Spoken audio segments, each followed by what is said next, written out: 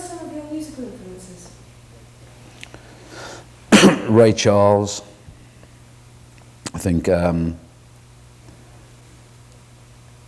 Elvis, really, when I was very young. Very, very young. I hardly remember him.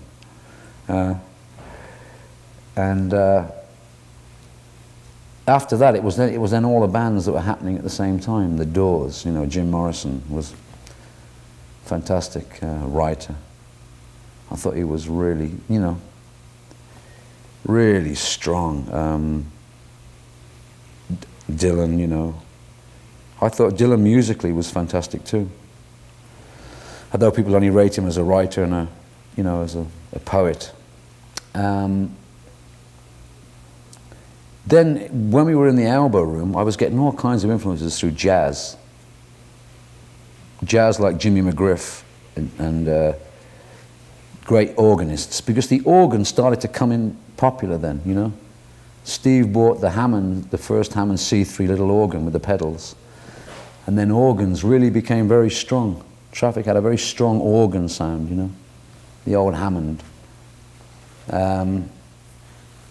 Any kind of music, really.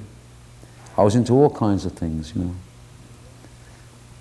The only music, that kind of stuff that I didn't really connect with, it was something that I knew was blatantly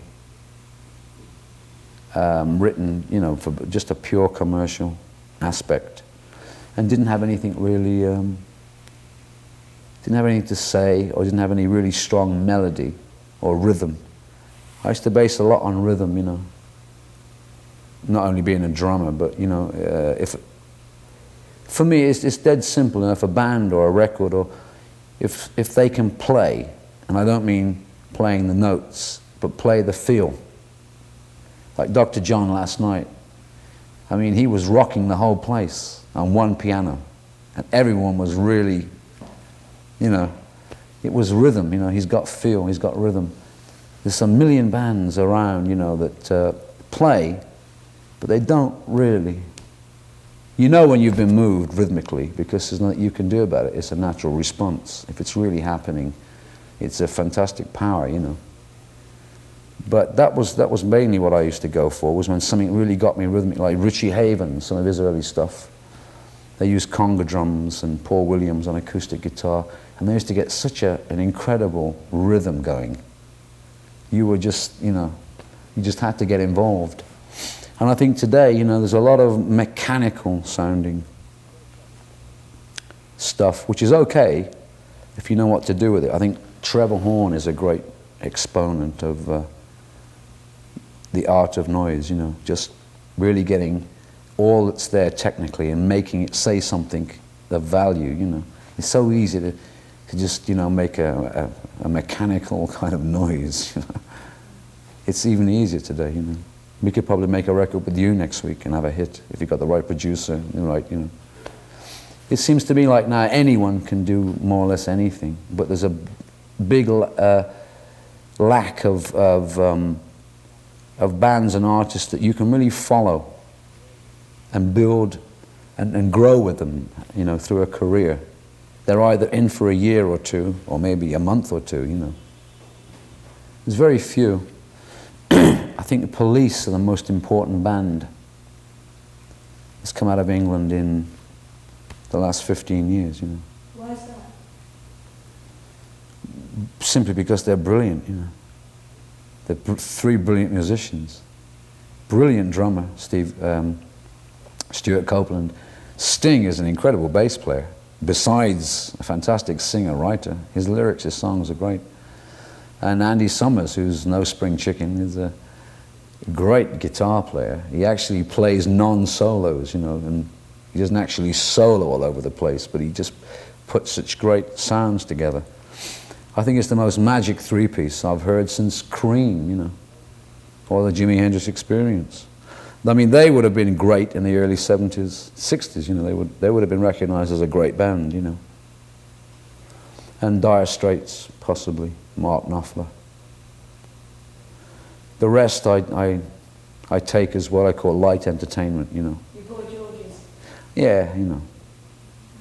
I mean, I can't get serious. I mean, no, I mean, I'm not saying that because I hope he would never hear me saying that, but I wouldn't seriously buy the record and put it in my collection and actually put it on a record player and sit back in my house and want to listen to it, you know what I mean? I would buy John Waite's Missing You. That knocked my socks off, you know. I was reviewing singles by about 20 singles for a young rock magazine. And I picked up this record. I was asking my nephews and friends what they thought of it, kids, you know, each single. And I picked this one up and played it. Had a kid with short hair, t-shirt, poor young. I thought, it's probably going to be another letdown, you know. And I played that record 20 times. I couldn't believe it, that someone was singing like that, you know. Because I felt England went into a very weird state where no one wanted to sing anymore. It was either yo, yo, yo, or, you know, yo, it was like weird anti-singing, you know. It's okay if someone's making a statement like the Sex Pistols, which I thought were great.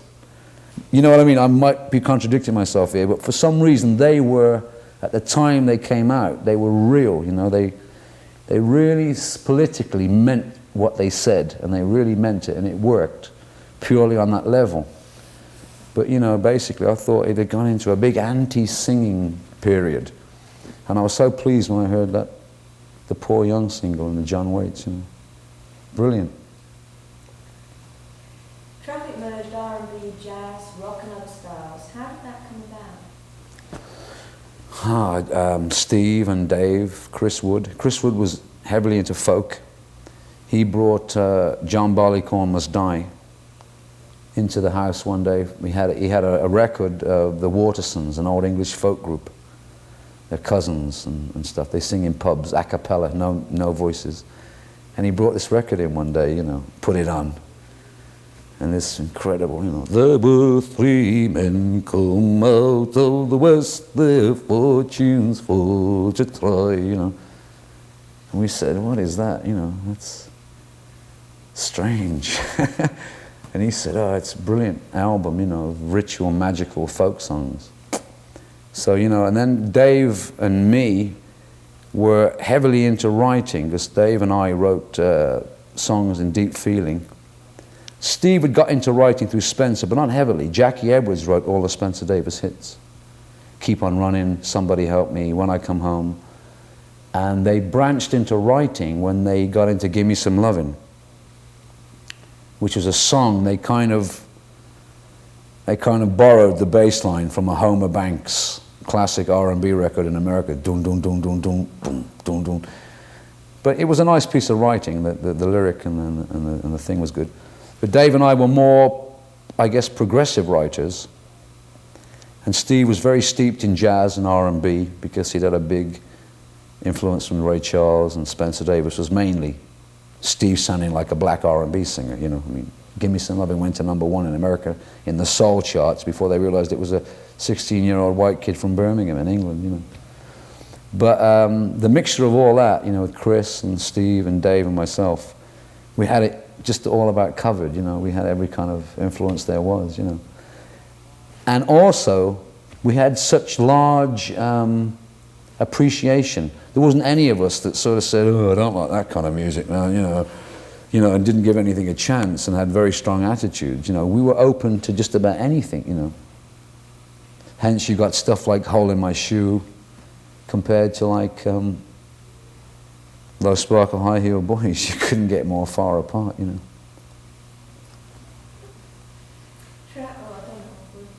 What musicians have you seen or played with and admired? I've played with a few, sweetie. Can I have a drink? Can we edit this?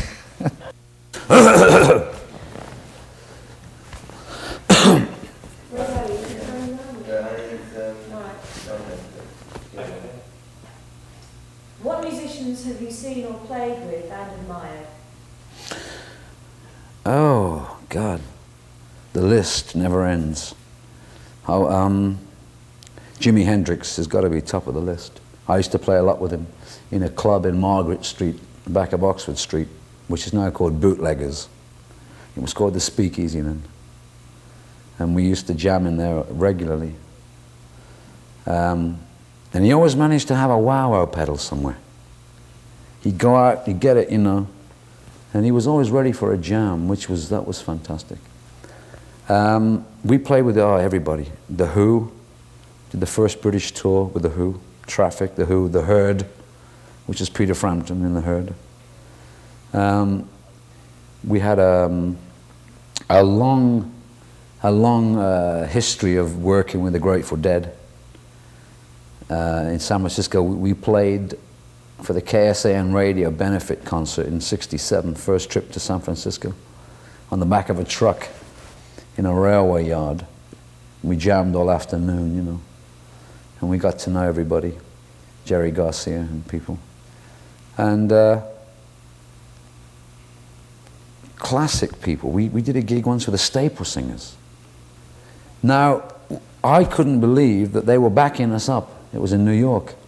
Because we've been listening to all the early Staple Singers albums. As I was saying, Traffic's influences were really wide and varied. And the Staple Singers were like Bible for us, you know what I mean? They were like Mavis Staple and Pop Staples. They were unbelievable, you know. And I felt really weird that they were second on, you know, they were backing us up in New York. So we just trooped into the dressing room and sort of paid homage, you know, and said, wow, you know, you're one of our... Yeah, I've had some great experiences playing with people. Carlos Santana used to come and jam when we were on the West Coast. Had some really good jams. There was a lot of jamming then. A lot of people played together. That seems to have died, doesn't it? It really does, doesn't it? I mean, I can't remember something like Duran Duran jamming with Spandau Ballet, or, you know, maybe Boy George coming in on tambourine. Or... It would be nice, though, you know, if they got more together, don't you think? I think the great thing of that period was you weren't so much in competition with each other. You were really in one thing together. It was fantastic.